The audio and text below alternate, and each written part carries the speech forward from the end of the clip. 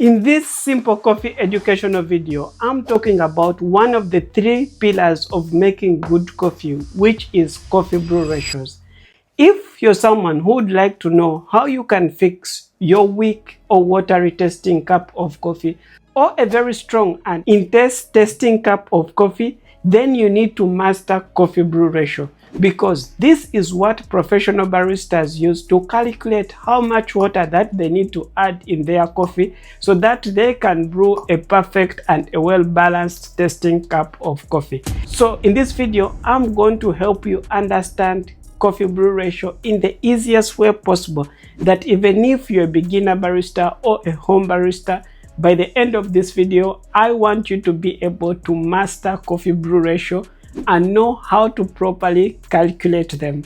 This is the only time that you need a calculator when making coffee. Each brew method has a specific coffee brew ratio that it uses. For example, for the V60, you need a 1:15. AeroPress, you need a 1:10. A French press, you need a 1:14. And for espresso, you have 3 different brew ratios that you can use to make espresso using the espresso machine. But I'm going to simplify each and everything that I've learned about coffee brew ratio for the past 8 years working as a barista and now teaching coffee online, helping you understand what is the meaning of coffee brew ratio, how you can explain it if you're a barista, how you can calculate each brew ratio whenever you hear something like a 1:2, a 1:15, and how that brew ratio is going to impact the taste, the flavors in your final cup of coffee. So let's start by understanding what do coffee brew ratio really mean. Coffee brew ratio means the relationship between your grinded coffee and the amount of water. We're going to be looking at 2 major parts: water and grinded coffee. Grinded coffee, sometimes you're going to hear me call it the dose, because for you to make coffee with all this brew method, you need first a specific amount of coffee. After getting our dose of coffee, then we are going to be calculating how much water that we need to add in that grinded coffee to extract the best taste in our final cup of coffee. A quick example to understand this: imagine you have 1 tablespoon of sugar and you add it in your hot water. That water will taste sweet. If you get that same 1 tablespoon and you split it into 2 cups, those cups will taste less sweet compared to the one where you added it in only 1 cup. And if you reduce the amount of water in that cup and you add in that same tablespoon inside that cup, it will taste even more sweet. So this is how you can interpret brew ratios and how they affect the flavors and the strength in your coffee. And this is why I have chosen these 4 different brew methods, because each brew method gives you a different and a unique taste in your final cup of coffee. Think of it as a scale from 1 to 20. 1 being the most strong and concentrated flavors. If you put less water into your coffee, you're going to end up with concentrated flavors.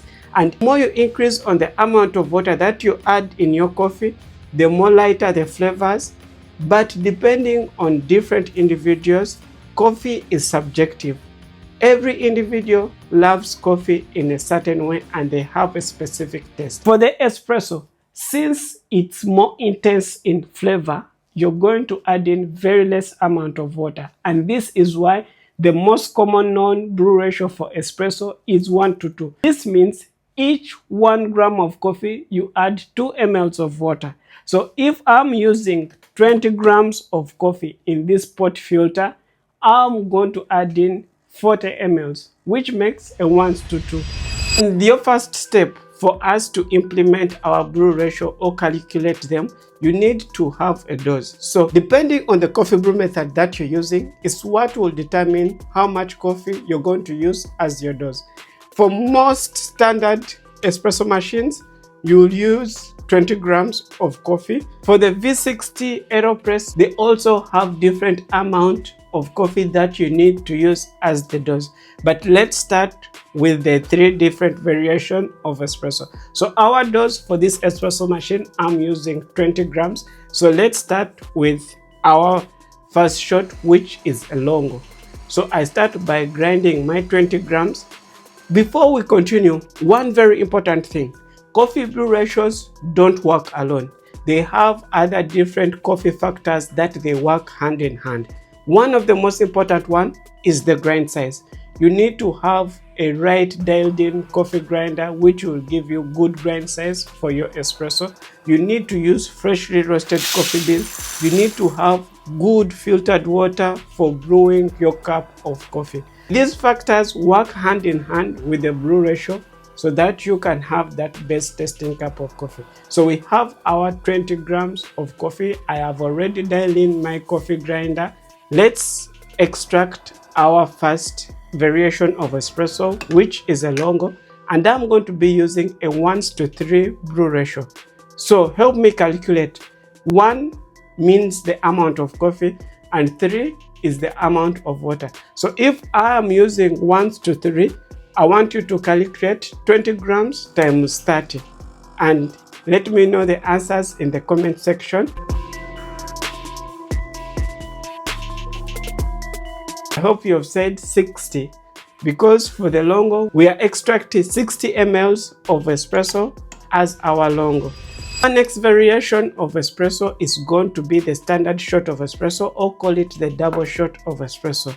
Still, we are using 20 grams of coffee, but now we are reducing on our brew ratio and we are going to be using a 1:2.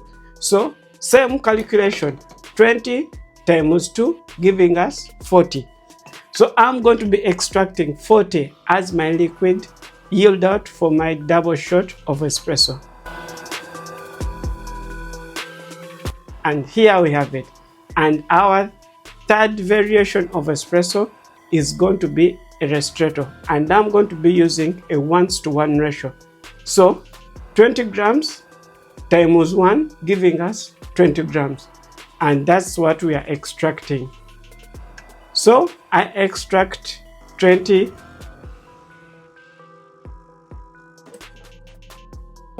grams is my ideal extraction yield out for my Ristretto. It has that concentrated flavors, very intense and very strong. This is what we call a Ristretto. Our second shot of espresso was our standard shot of espresso. For the flavors in this shot of espresso are going to be more balanced, which will give you clarity in the acidity, the body, even the flavors. You'll be able to taste them even much better.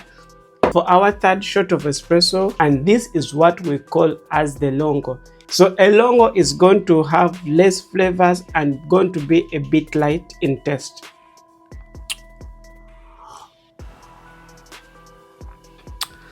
And the difference in these 3 different variations of espresso comes with the adjustment of the brew ratios. And the next coffee maker on the list is the AeroPress. This is an amazing coffee brew method that I personally have to have in my station because it allows you to experiment with the different brew ratios. So when I'm brewing my coffee using the AeroPress, I use a ratio of 1:12. The dose of coffee is 18, and I'm going to be multiplying 18 times 12, giving me 216. So 216 is the amount of water that I'm going to be adding in 18 grams of coffee to make my ideal coffee using the AeroPress coffee maker. Using the AeroPress brew ratio is really amazing. It's going to give you a much strong taste and more flavors in your cup of coffee. Next brew method is the French press. This is a classic when it comes to coffee brewing, and its brew ratio is a 1:14. So if I am using 20 grams of coffee, I will need to multiply 20 by 14 to get 280, which is the right amount of water that I need to add in my coffee so that I can brew my French press using my brew ratio of 1:14.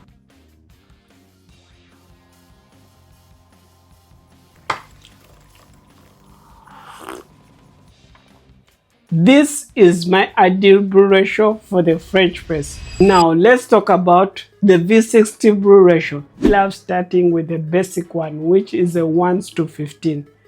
And this means each 1 gram of coffee, I am adding in 15 ml of water. So if I am to make a V60 for one person, which means a 1 cup V60, I am going to be using 15 grams of coffee. So 15 times 15, tell me the answer as we make the V60, and you're going to tell me how much water that I need to add in. Until your V6 finish extracting, pour it in the cup and enjoy it. This is my starting point and my brew ratio that I use for my V60, a 1:15. All these brew ratios I am sharing in this video are just startup points. There are so many factors in coffee that will influence how your coffee will taste, and this might cause you to increase or reduce on the brew ratio. But starting with these brew ratios that I've shared in this video, it's going to be very easy for you to know where you are and what you need to adjust. And by using a calculator with this brew ratio and understanding how a brew ratio scale works, you'll be able to adjust your coffee until you achieve the perfect taste in your cup of coffee. One very important thing that opened my eyes as a barista for the past 8 years, and it's something that I mention each and every time, and this is what I call to be one of the major pillars in making coffee. And if you master it, it's going to fix majority of the challenges. And this is mastering grind size and coffee grinding. This is why I would recommend for you to watch this video next for a full detailed video about coffee grinding and coffee grind size.